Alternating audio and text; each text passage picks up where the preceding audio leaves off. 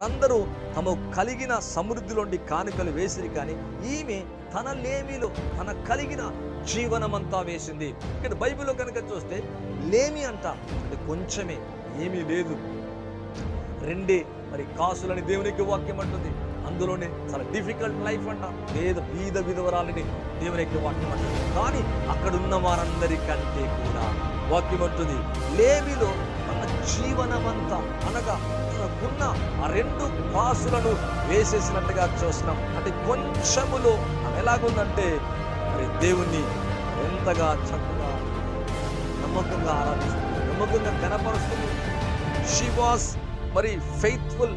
అంటే ఎలాగుందంటే ఆమె జీవితం ఎలాగుందంటే నమ్మకంగా ఉంది. మరి కలిగినంతట్లో దేవునికి ఇచ్చట్లో, దేవుని హానర్ చేసుట్లో, దేవుని ఘనపరచట్లో, దేవుని ప్రేమించట్లో, మహిమపరచట్లో అక్కడున్న వారి కంటే లేమిలోనే ఉంది, దారిద్ర్యములో ఉంది, పేదరికంగా ఉంది.